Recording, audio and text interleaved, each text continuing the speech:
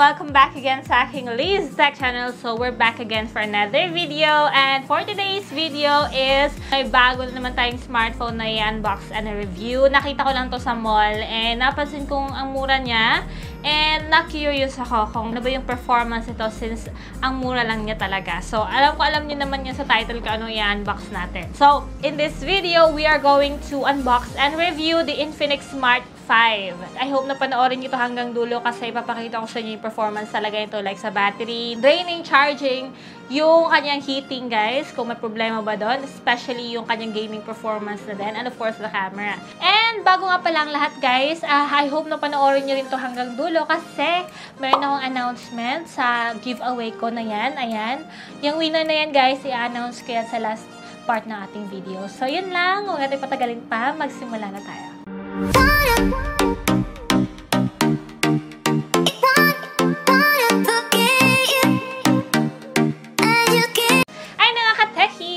Dito na si Infinix Smart 5. And sa front naman is meron tayong display ng phone. I mean, front face ng phone. And that's it. Let's open. So, yung style ng Infinix Smart 5 nila na ngayon na box is pa-open sa gilid. Ayan. So, mas bet ko tong ganito kasi mas easy lang din siya. So, here makikita nyo, nandito yung unit. Ayan. And the color pala na meron tayo is the Quetzal Cyan. So, makita din mamaya. Ito yung accessories niya, guys. Na-surprise ako na almost complete na rin yung accessories. Kasi meron na tayong free na hard case. Ayan. Hard clear case. Meron siyang screen protector. Meron siyang earphones, guys. Ayan. May free earphones na siya sa 3990 mo. Then, of course, itong kanyang, okay, yun lang. Micro USB cable and yung kanyang charger. Yan. So, naka-separate din yung kanyang pin-ejector. Nakalagay sa ganitong lalagayan. So, yan. Wala nang laman na kanyang box. So, let's go on na guys sa unit. Ayan. Nandito na si Smart 5. Okay. So, ito yung front niya guys. Ay nakalagay dito 4G LTE. 32GB and 2GB of RAM. So, malaman natin yung other specification later. So, let's take the screen sticker off. Ayan. So, dito naman yung kanyang likod. Ayan. Tanggalin na natin ito. Ito yung design ng likod ni Infinix Smart 5, guys. And kung makikita nyo, may pattern yung kanyang design sa likod. And glossy siya, no? It is coated with glossy. And ayan. Ano siya? May glitters din siya. So, makikita nyo, meron siyang scanner. Okay? Fingerprint scanner. Meron siyang tatlong camera. So, here guys, sa right side niya, ayan, makikita nyo nandito yung power button and volume rockers. Then, sa left side naman, andito yung tray. So, yung tray niya, pwedeng lagyan ng dalawang nano SIM card. And of course, may yung slot for the SD card.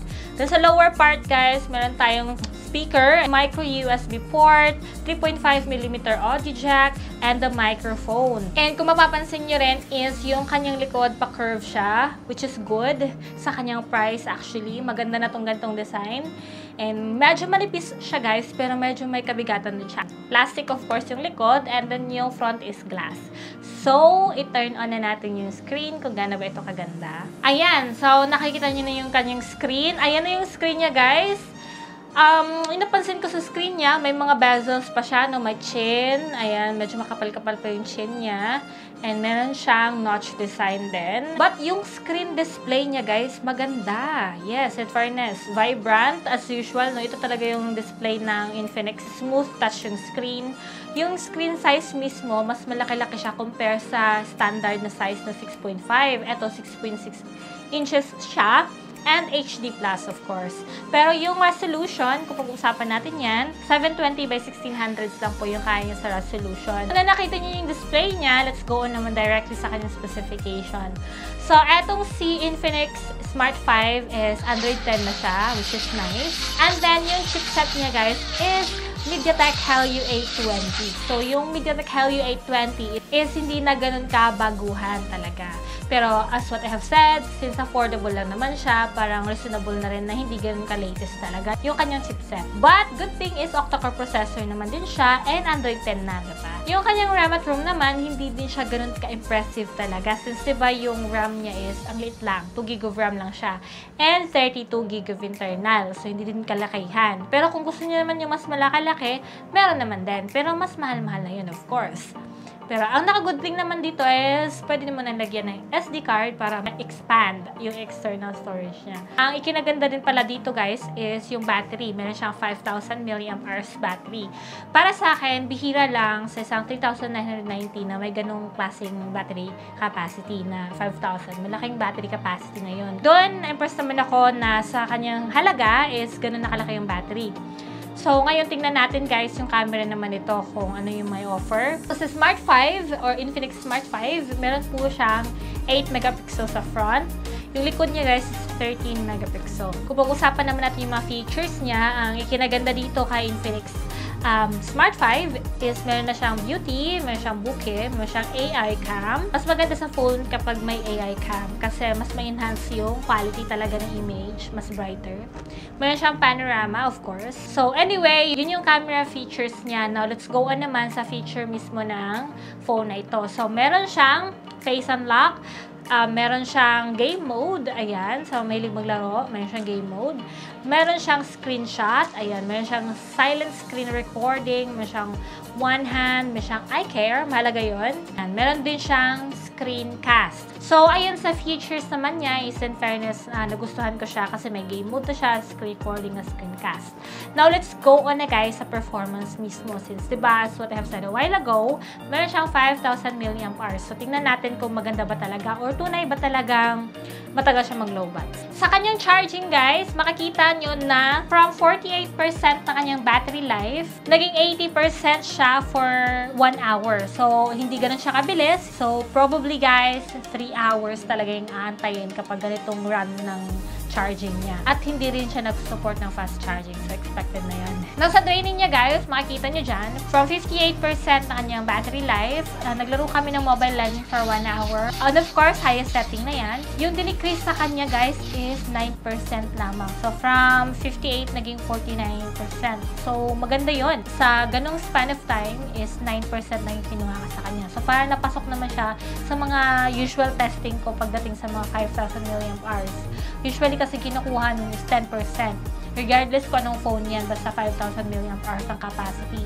10% every 1 hour. So, napasok naman siya doon. So, okay yung kanyang battery in fairness naman.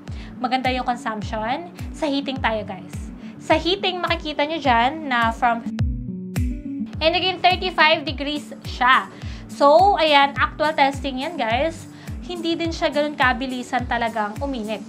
Okay, so yun yung ikinaganda dito kay Infinix Smart 5. Lahat ng testing na yan guys is actual yan and wala yung halong filter or what.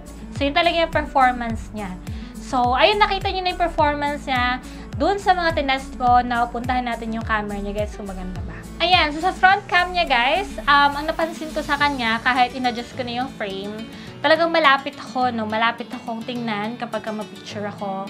Alapit ko sa camera kahit naka-stretch na yung kamay ko. So, yun lang yung napansin ko. Pero may wide na camera siya in fairness naman. And makikita nyo naman dyan yung wide angle niya. Maganda kasi pulido naman. Okay naman yung result. Clear naman siya. Vibrant. And kung gusto nyo naman na walang filter, gusto nyo yung natural, meron naman ding natural shots lang. So, maganda kasi sa natural, talagang hindi siya nag-filter talaga. Kung ano yung natural looking, ganun din talaga. But kung gagamitin mo naman yung may filter, may beauty effect, ayan, mas may enhance nga siya kasi may beauty effect na. But ayun, at least may choice kayo kung gusto niyo lang yung natural looking or kung gusto niyo may filter, pwede naman.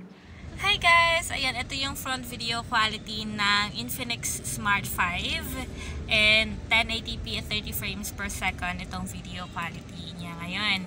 And ito yun, ganito ka-clear itong front camera video niya pero hindi siya stable guys, wala siyang video stabilization.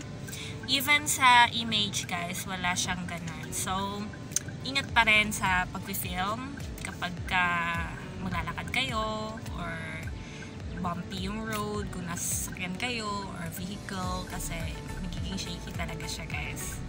And sa quality naman, malinaw naman siya in fairness and hindi siya ganoon talaga ka-overly saturated. Okay lang yung quality ng video, hindi din siya pixelated. So obviously maganda ang video quality niya. Pag of course may proper lighting lang or sa daylight lang, okay naman siya. Yung rear cam naman niya guys, makikita nyo na okay naman din yung rear cam niya. medyo may pagka-clear naman, although hindi nga ganun ka-solid yung focus. Hindi siya ganun ka, as in super detailed talaga. But, ayan, kung sa price naman niya, considering naman din, is hindi na rin bad yung performance ng camera niya. Ayan, nakita niyo na yung camera performance. Let's go naman sa gaming, guys. Sa gaming, ang napansin namin sa kanya is mapaglaruan pala siya ng high frame rate, in fairness, high graphics setting. But, sa starting ng game, guys, medyo may na-feel kaming mga minor lag or minor delay. So, parang na-surprise ako kasi usually yung high frame rate na game is wala namang ganong experience. Pero sa starting lang, again, sa starting lang naman.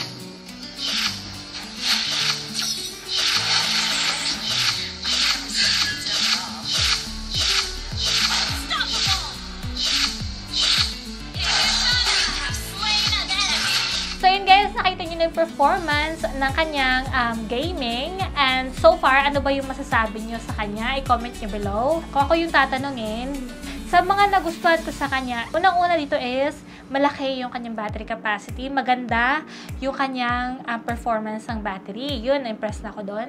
Second nito is, of course, yung design and color. Maganda yung design. Hindi siya since totally parang mumurahin talaga tingnan. 3,990 siya, pero maganda na yung design niya. Decent na rin yung outcome mismo ng phone. And yung display niya maganda. And 6.6 is malaki-laking screen display. Although, may mga bezel pa siya. And of course, marami na siyang accessories. Diba? Almost complete na. May screen cover na, may screen protector, may earphone na. So, hindi mo na kailangan bumili ulit para doon sa mga accessories. So, yun pa lang. Yung mga factors na sinabi ko, maganda na rin yun. Okay na rin yun. Parang fit na rin yung price sa ganung performance. As well as yung camera niya. Decent na rin naman yung camera. So, yun lang. Yun yung mga nagustuhan ko sa kanya. Now, of course, mayroon naman tayong hindi na-appreciate sa kanya. First doon is micro USB pa siya. Second is sa gaming. May na-experience akong mga delay, ganun. Then, third is bezels. Yung bezels ng screen niya, mas ano pa siya, makapal pa yung bezels niya dito sa front, sa chin. But the rest of it, guys, kung makita niyo naman, diba, or kung maaalala niyo yung performance niya, is okay naman. Good na rin sa kanyang halagang 3,990. But again, reminder ko lang is, hindi pa rin yan nakavary sa kung anong phone mo, sa pag-aalaga niyo pa rin yan. So, huwag niyo abusuhin. Kung naka-charge, please lang, huwag niyo gamitin para hindi kayo maka-experience ng kung ano-anong mga delikadong bagay. So, kung maalaga lang kayo, kahit anong phone pa yan, guys. Mapamura mahal man yan, magtatagal yan sa inyo. And nandito na nga, guys, ang hinihintay nyo ang announcement ng ating Nokia 7.2 giveaway na nagkakalaga po ito ng 11,990. So, sino kaya ang maswerteng mananalo nito? Ayan, with the help of my team, ipapakita ko na sa inyo, guys, ang nanalo itong ating Nokia 7.2. And andyan na siya, guys! There! Congratulations kay Franco Reste Panolaya Jr. Yes! Ayan, nakafollow po siya sa ating mechanics na mag-subscribe and mag-follow na ating Facebook page and IG. Ayan, pakita ko sa inyo sa screen. Ayan yan. So, congratulations again, Franco. I'm so happy for you. I hope nga na dako na dyan ni matabang sa imuha. Please take good care of this. And kukontakin ka namin ng team. I hope na mag-reply ka kaagad for the details. At sa mga hindi sinuwerte, guys, okay lang yan kasi marami pa naman kaming na giveaways. Ayan, marami po salamat sa pag-abang ng giveaway na to and sa pag-abang ng winner na to. So, ayun, huwag kayong mawala ng pag-asa, sumali lang kayo. Baka saswertehin na kayo next time. So, yun lang. Marami po salamat sa panonood na aking video. I hope na na-enjoy nyo yung video na to. Kung may mga komento kayo, comment nyo lang below. Kung ano may mga na-miss ko i-share dito, i-comment nyo rin below. Salamat, guys! Kateki sa panonood na aking video. And I hope na i-like nyo to. Share nyo itong video sa mga kaibigan nyo naghanap ng affordable phone. And don't forget to subscribe and hit the bell button. See you again, Kateki, sa my next video. And bye!